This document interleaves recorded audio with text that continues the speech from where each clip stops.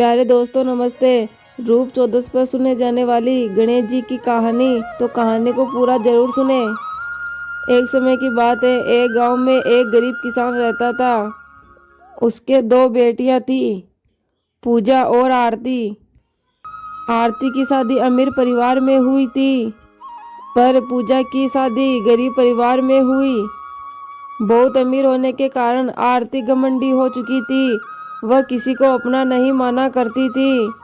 उसने अपनी छोटी बहन पूजा को अपने घर में नौकरानी बनाकर काम पर रख लिया। पूजा सारा दिन आरती के घर काम करती और बदले में बचा हुआ खाना आरती पूजा को दे दिया करती थी। पूजा सीधी सादी थी, वो नियम धर्म से रहती थी। वो गणेश जी भगवान की बड़ी ही भगत थी। वो अपनी बहन से जो भी खाना लाया करती थी, वो सबसे पहले गणेश जी भगवान को भोग लगाया करती थी। उसके बाद ही वो और उसका परिवार खाया करता था। एक दिन पूजा के घर खाना नहीं बचा। उसने जंगल से कुछ आंवले तोड़े और उनको उबालकर गणेश जी भगवान को भोग लगाया और फिर बचा हुआ खाना खाकर सो गई। उसी रात गणेश जी भगवान उसकी भक्ति की परीक्षा लेने आए। उन्होंने एक बूढ़ी औरत का भेष बनाकर पूजा के घर दरवाजा खटखटाया। पूजा ने उठकर दरवाजा खोला तो उसने देखा कि बाहर एक बुढ़िया खड़ी है।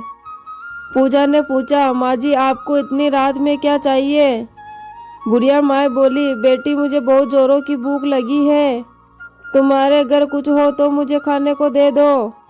पूजा ने कहा, माँ जी मैं बहुत गरीब हूँ, मेरे घर कुछ खाने को नहीं है। ये आंवले रखे हुए हैं, आप इन्हें खा सकती हो।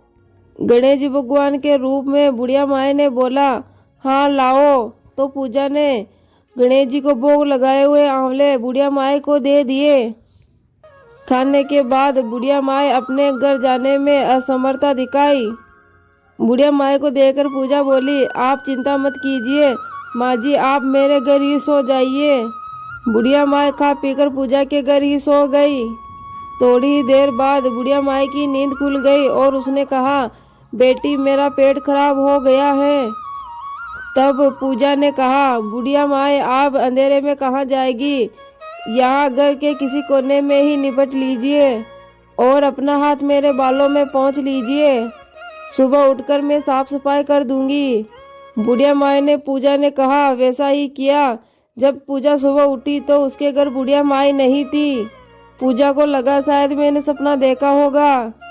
ऐसा सोचकर वो नहाने के लिए जब तालाब की ओर चली और तालाब में नहाने लगी तो उसके बालों से जो सोना झड़ने लगा।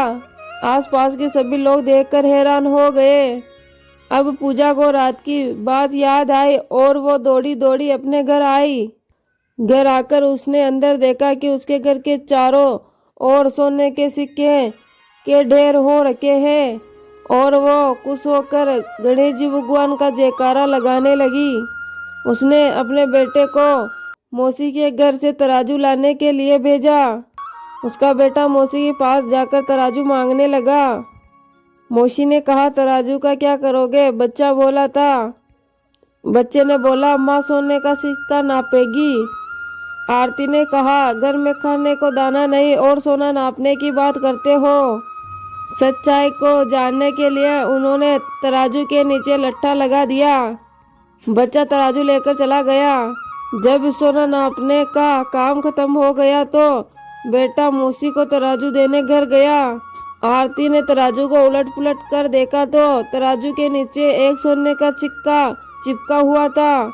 वो हैरान हो गई और उसको विश्वास हो गया कि पूजा बोधनी हो गई है, इसलिए वो अब अपने घर पर काम पर भी नहीं आती। वो दौड़े दौड़े अपने बहन के घर गई और अपनी बहन से पूछा, तुम्हारे पास इतना धन कहाँ से आया? पूजा सरल स्वभाव की थी, उसने सारी बातें अपनी बहन को बता दिया।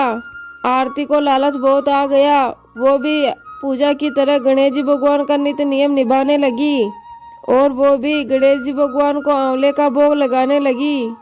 एक दिन गणेश जी भगवान उसे सबक सिखाने के लिए बूढ़ी औरत का वेश बदलकर उसके घर आए। वह भी अपनी बहन की तरह बुढ़िया माई को बैठा कर उबले हुए आंवले दिए। आंवले खाते ही बुढ़िया माई का पेट खराब हो गया और उसने आरती के सारे घर को गंदा कर दिया। जब सुबह आरती की नींद खुली तो उसने देखा कि सारा घर गंदगी से भरा हुआ है। आरती अपने घर की सफाई करने लगी, लेकिन गंदगी तो बढ़ती ही जा रही थी, घर की सफाई नहीं हो पा रही थी। वो परेशान होकर पूजा के घर गई। उसने सारी बात पूजा को बताई। पूजा ने कहा, तुम्हारे घर खाने को इतना सारा धन था, फिर भी तूने उबले हुए आंवले गणेश जी भगवान को खिलाए। इसी कारण गणेश जी भगवान का क्रोध तुम्हारे और तुम्हारे घर पर हुआ है। अब आरती को अपनी गलती का एहसास हो गया। वो गणेश जी भगवान से क्षमा मांगने लगी। गणेश जी भगवान उनको माफ कर दिए और अपनी माया समेट लिए। हे गणेश जी महाराज, जैसे आपने पूजा पर अपनी कृपा करी, वैसे ही इस कहानी सुनने वाले, कहने वाले और उखाड़ भरने वाले पर करना। प्रेम से बोले गणेश जी भगवान की जय हो।